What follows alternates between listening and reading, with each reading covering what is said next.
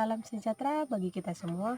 Perkenalkan, nama saya Yesika Paulina Purba, mahasiswa dari Institut Agama Kristen Negeri Tarutung. Di sini saya akan menjelaskan apa itu sebenarnya sosiologi.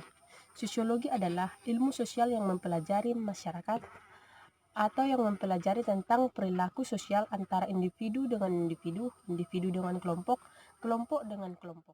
Manusia sebagai makhluk sosial tidak pernah jauh dengan namanya hubungan sosial. Karena bagaimanapun, hubungan tersebut mempengaruhi perilaku-perilaku orang. Sosiologi juga dapat kita lihat bagaimana orang mempengaruhi kita, bagaimana sosial utama seperti pemerintah, agama, ekonomi mempengaruhi kita, serta bagaimana kita sendiri mempengaruhi orang lain, kelompok, bahkan organisasi.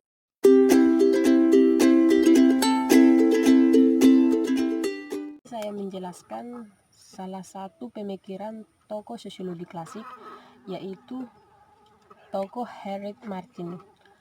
Henry Martin lahir pada 12 Juni 1802 di Norwich, Inggris. Ia anak keenam dari 8 bersaudara, dan dia terkenal sebagai novelis, jurnalis, ekonom, dan juga penulis sejarah.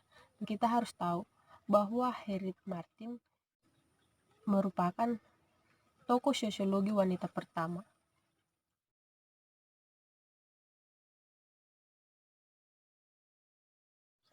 Henry Martin mengemukakan teori, yaitu teori tatanan, penyebab, konsekuensi, problem dalam kehidupan sosial manusia.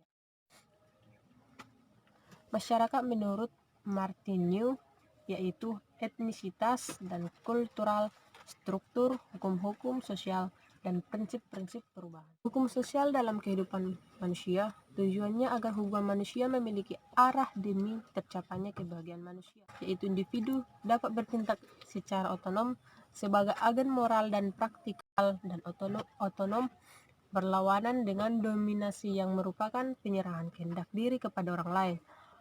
Intinya, hukum sosial memiliki tujuan tercapainya kebahagiaan manusia. Kebahagiaan tersebut maksudnya adalah ketika setiap manusia atau orang memiliki hak dan kekuasaan menentukan arah tindakannya sendiri.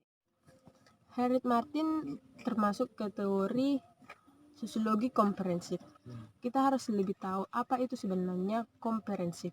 Komprehensif adalah segala sesuatu yang mampu menangkap atau menerima dengan baik, luas dan lengkap, serta mampu memperlihatkan wawasan yang mendalam dalam mengkaji pengetahuan dan teori risk di lingkungan yang ada. Henry Martin termasuk lebih membahas terhadap permasalahan kemajuan kaum wanita, yaitu hak wanita dan emansipasi. Karena pada zamannya penggolongan terhadap hak wanita sangat terasa, apalagi di dalam para penulis. Karya-karya seputar sosial, ekonomi, dan politik dianggap cocok untuk dihasilkan oleh para penulis pria. Sedangkan karya seputar hal-hal romantis dan kehidupan rumah tangga dianggap cocok untuk dihasilkan oleh penulis wanita. Dan ia melihat bahwa dominasi terhadap kaum wanita sejajar dengan dominasi terhadap budak, di mana wanita dan budak sama-sama diberi perlindungan, tetapi perlindungan tersebut hanyalah sebagai pengganti bagi kebebasannya yang ditentukan oleh mereka yang memberi perlindungan. Dan ia melihat bahwa dominasi terhadap kaum wanita sejajar dengan dominasi terhadap budak, di mana wanita dan budak sama-sama diberi perlindungan, tetapi perlindungan tersebut hanyalah sebagai pengganti bagi kebebasannya yang ditentukan oleh mereka yang memberi perlindungan. Atau dapat kita lihat contohnya dalam kehidupan kita sehari-hari, seperti guru perlu melakukan tes yang komprehensif.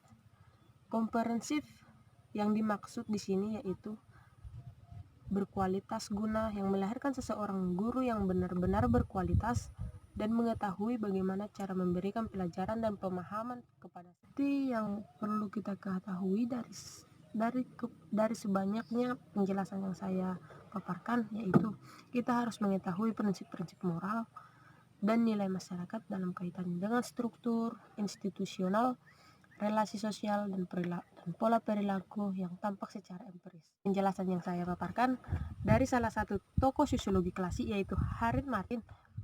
Penjelasan yang saya paparkan ini bermanfaat di dalam kehidupan kita sehari-hari.